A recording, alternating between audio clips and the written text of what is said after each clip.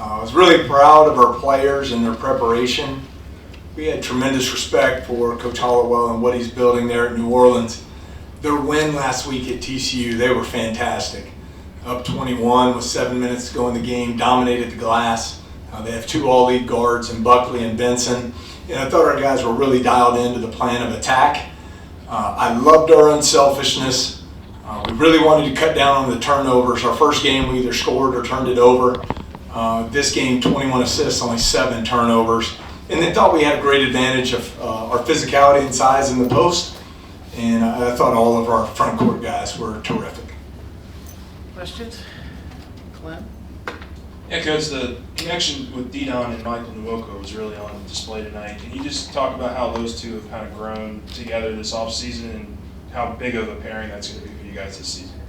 Well, I think Mike does a great job of his screening, and then he's such a good athlete, he puts a lot of pressure on the rim as a roller. And as you've seen, DJ, he'll find you if you do your job, and he's very unselfish. He has phenomenal floor court vision. He sees things that we as coaches don't see. And so just having the floor properly spaced and then let him operate. But, it's been fun to watch them grow. They spend a lot of time together off the floor. You see the trust that they have in each other, and I think they'll just keep getting better and better. And I thought Jalen Reed's fantastic at the point. Our point guard's 12 assists, only 1 turnover tonight, which was great to see.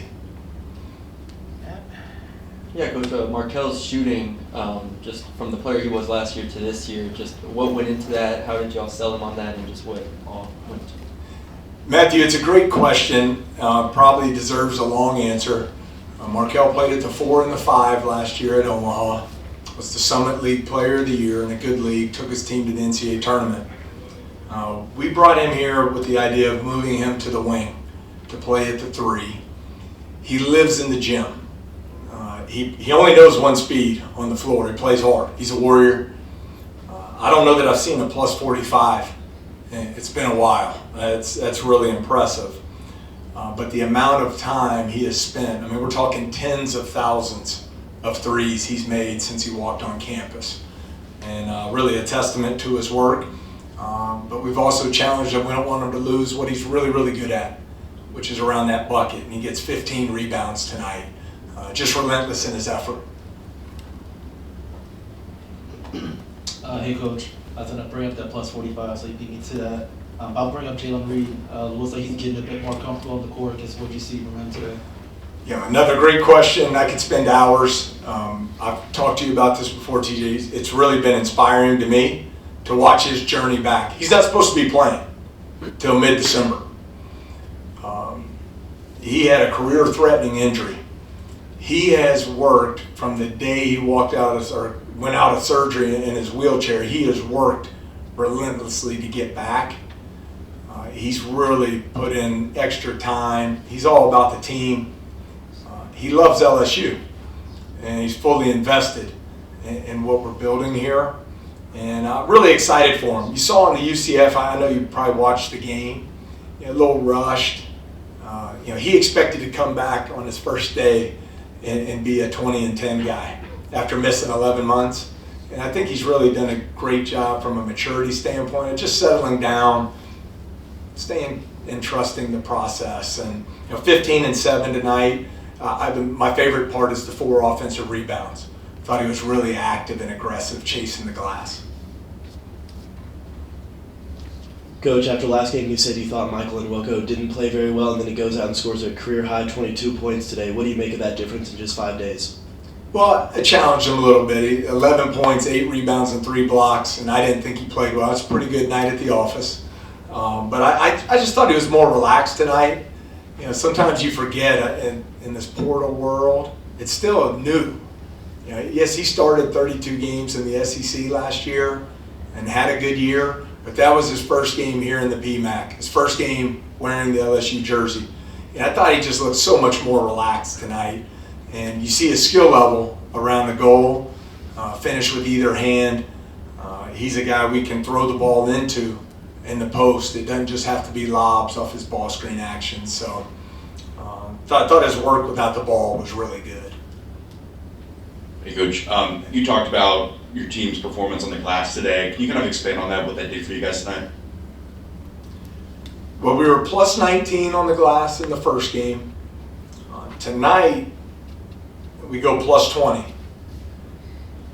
I think the only issue we really had in the game, in the first half, we took some awful shots.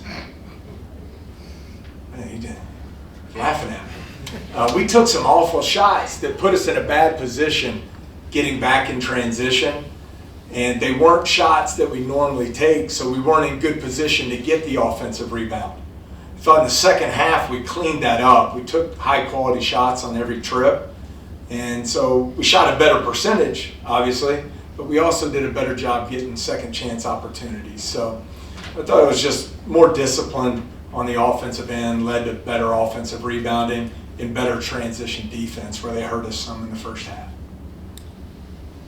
With Markel shooting as much as he is from beyond the arc, how does that, I guess, help so much with the spacing on the court and just making defenders respect him?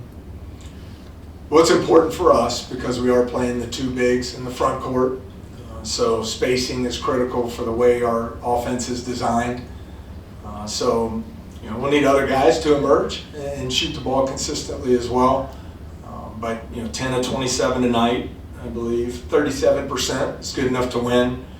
We were in the 40s last week. We were in the 40s in the exhibition. That's where we want to be. I liked our shot diet tonight.